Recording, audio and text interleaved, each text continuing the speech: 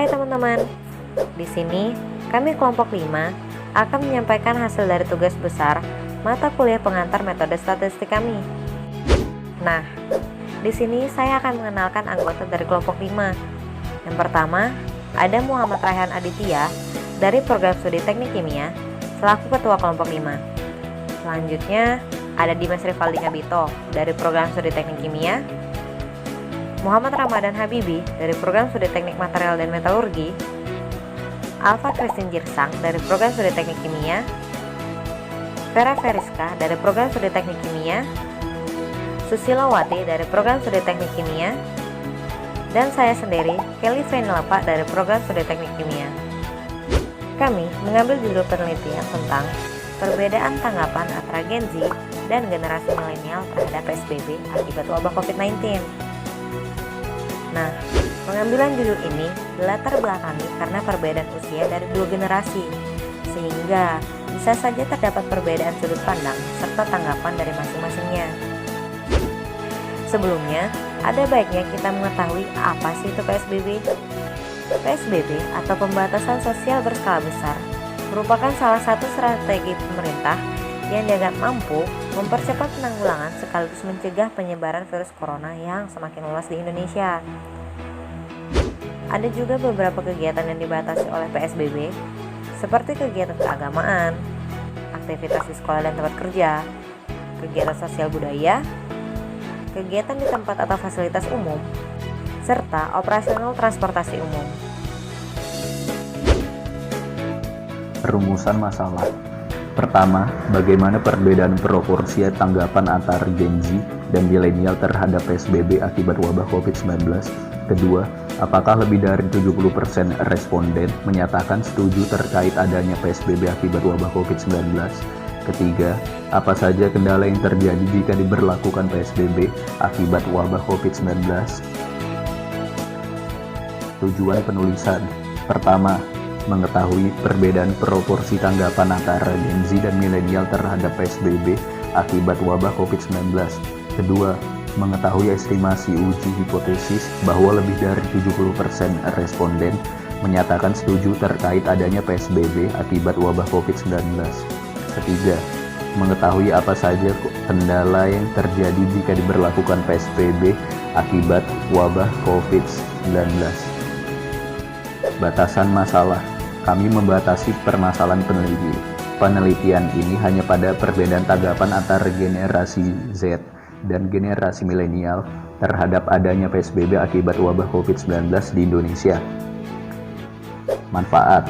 Bagi peneliti, penelitian ini memberikan masukan sekaligus pengetahuan untuk mengetahui gambaran kuantitatif perbedaan tanggapan antara generasi Z dan generasi milenial terhadap adanya PSBB akibat wabah COVID-19.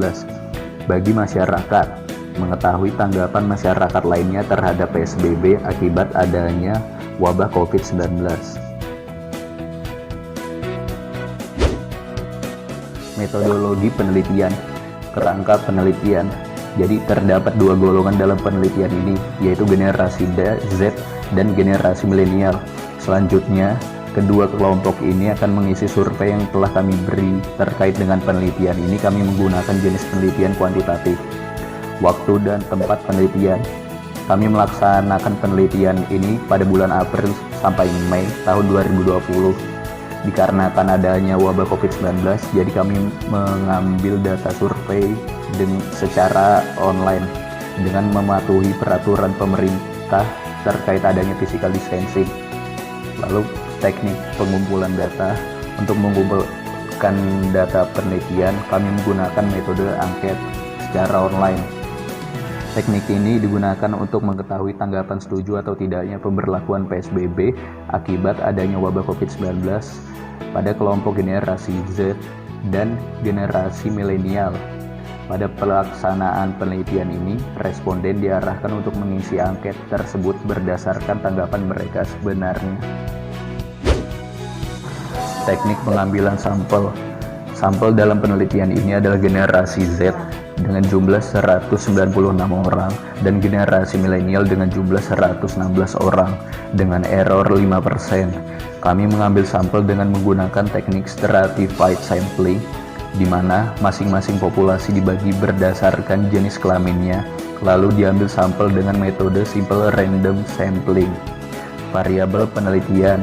Variabel bebas dalam penelitian ini adalah kelompok generasi responden, yaitu generasi Z dan generasi milenial. Lalu variabel terikatnya adalah tanggapan setuju dan tidak setujunya dari kelompok generasi responden. Instrumen penelitian.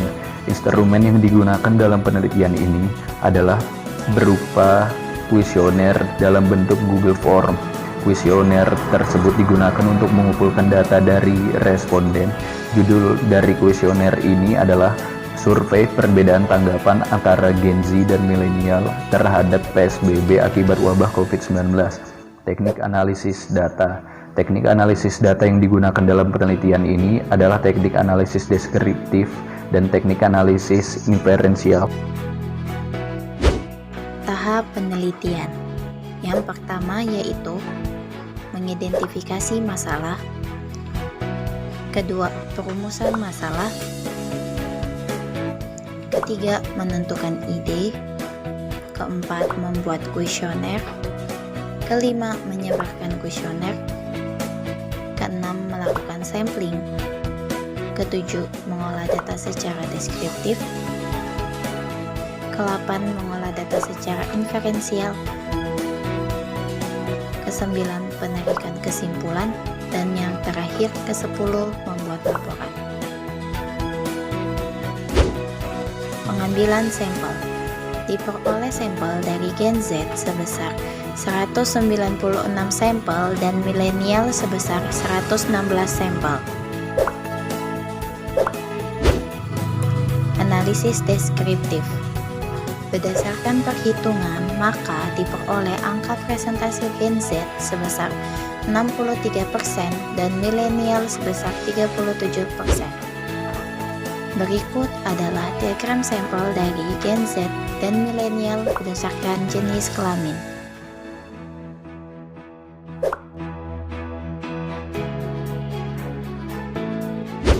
Oke, adapun analisis deskriptif terhadap diberlakukannya PSBB oleh generasi Z, yaitu angka persentase setuju dari generasi Z sebesar 88% atau sebanyak 173 dari total sampel.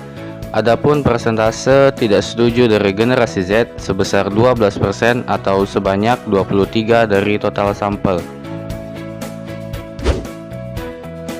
Analisis deskriptif terhadap proporsi angka setuju atau tidaknya diberlakukannya PSBB oleh generasi Z. Berdasarkan perhitungan, diperoleh proporsi setuju dari generasi Z adalah sebesar 0,882 dan diperoleh proporsi tidak setuju dari generasi Z adalah sebesar 0,117. Analisis deskriptif terhadap diberlakukannya PSBB oleh milenial, yaitu angka persentase setuju dari milenial sebesar 58% atau sebanyak 67 dari total sampel. Adapun persentase tidak setuju dari milenial sebesar 42% atau sebanyak 49 dari total sampel. Analisis deskriptif terhadap proporsi angka setuju atau tidaknya diberlakukannya PSBB oleh generasi milenial. Berdasarkan perhitungan, diperoleh proporsi setuju dari generasi milenial yaitu sebesar 0,577. Adapun diperoleh proporsi tidak setuju dari generasi milenial yaitu sebesar 0,422. Adapun analisis deskriptif terhadap total data responden paling banyak berasal dari kota Samarinda dengan jumlah 108 responden. Kedua ada kota Balikpapan dengan jumlah 84 responden. Dan yang ketiga ada kota Bontang dengan jumlah 42 responden.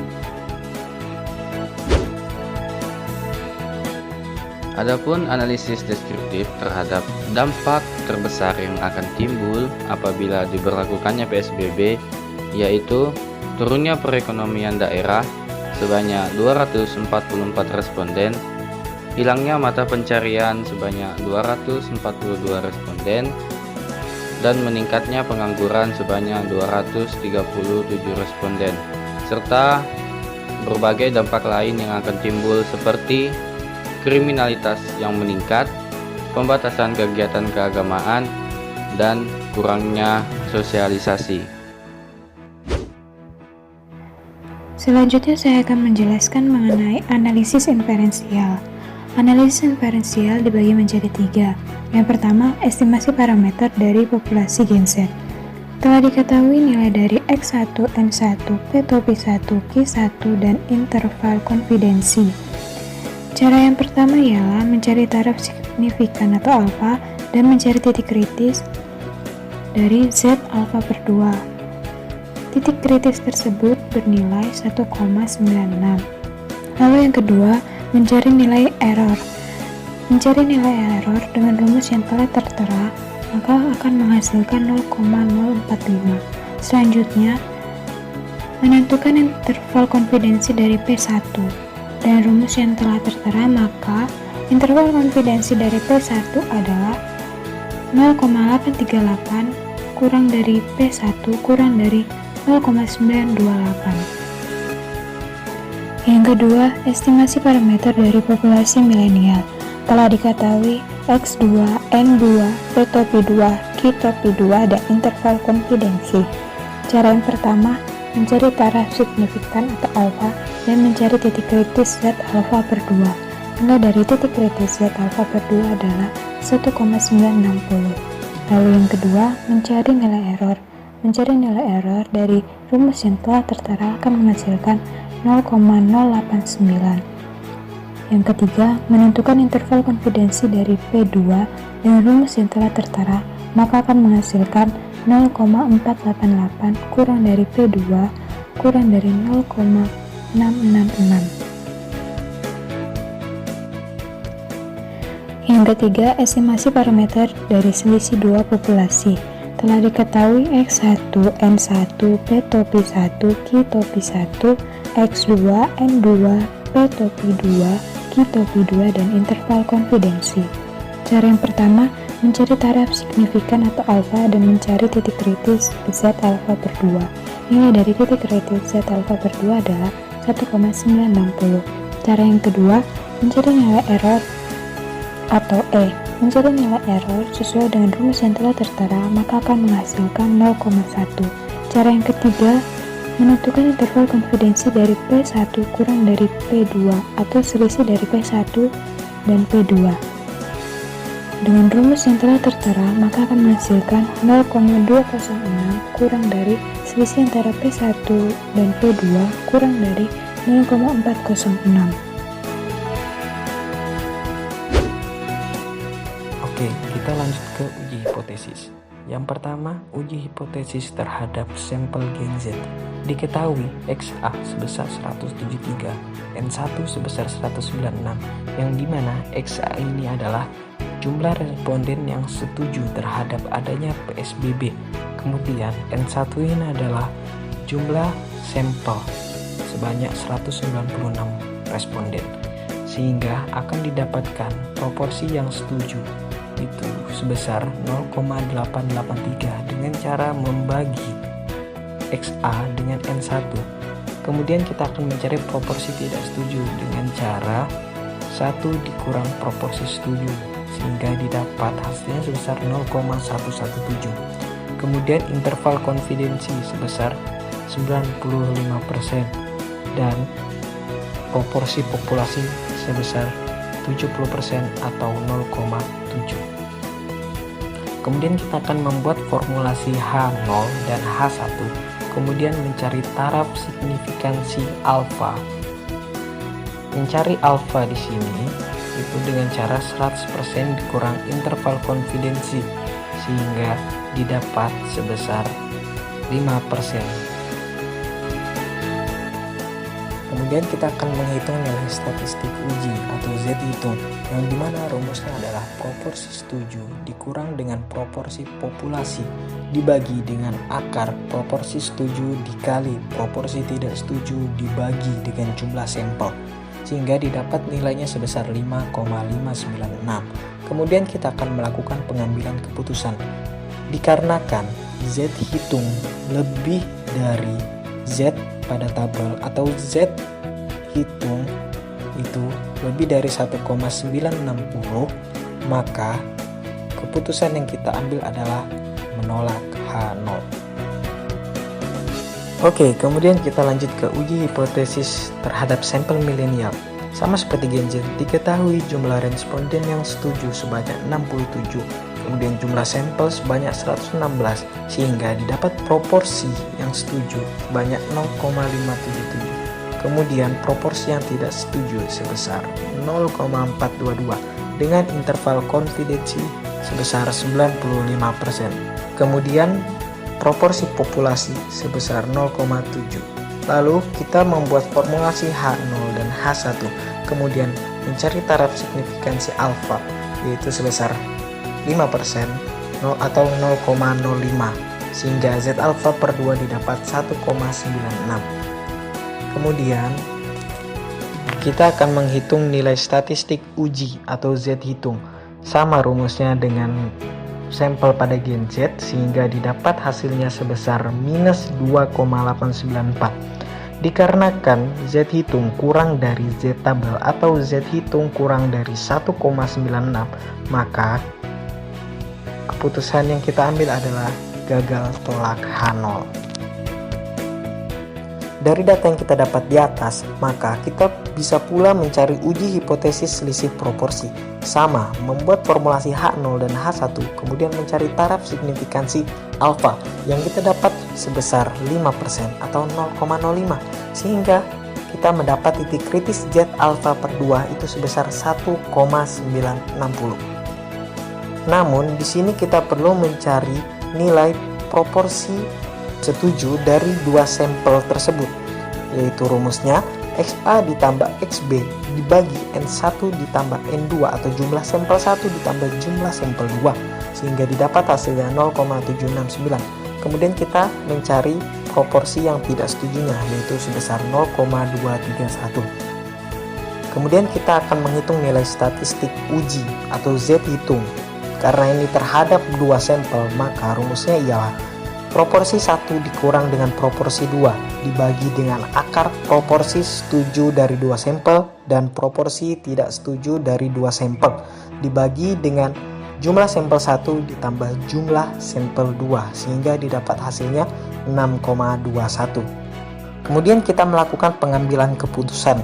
Dikarenakan Z hitung itu lebih dari Z pada tabel atau Z hitung lebih dari 1,960, maka keputusan yang kita ambil adalah tolak H0. Kesimpulan yang kami dapat dari penelitian yang telah kami lakukan adalah sebagai berikut. Pertama, berdasarkan perhitungan proporsi yang telah dilakukan, proporsi tanggapan setuju dari generasi Z lebih banyak dibandingkan proporsi tanggapan setuju dari generasi milenial. Kedua, berdasarkan uji hipotesis yang dilakukan, jumlah responden yang setuju diberlakukannya PSBB dari generasi Z lebih dari 70%. Yang ketiga, berdasarkan uji hipotesis yang dilakukan, jumlah responden yang setuju diberlakukannya PSBB dari generasi milenial kurang dari 70%. Yang keempat, berdasarkan uji hipotesis yang dilakukan kepada kedua populasi, jumlah responden yang setuju diberlakukannya PSBB dari kedua populasi lebih dari 70%. Yang kelima, berdasarkan hasil survei, kendala yang terjadi jika diberlakukan PSBB paling banyak adalah turunnya perekonomian daerah, hilangnya mata pencarian, dan meningkatnya pengangguran. Saran yang diberikan terhadap penelitian yang telah dilakukan adalah sebagai berikut. Pertama, diharapkan kepada masyarakat agar mematuhi protokol yang telah diberikan pemerintah. Salah satunya adalah PSBB agar wabah ini cepat berakhir. Kedua, diharapkan juga kerjasama antar anggota kelompok yang lebih baik lagi, juga memiliki inisiatif dalam membantu pengerjaan tugas besar ini. agar semakin cepat selesai dalam pengerjaannya. Jadi, demikian penyampaian hasil dari penelitian kami. Kurang lebihnya mohon maaf. Terima kasih atas perhatiannya.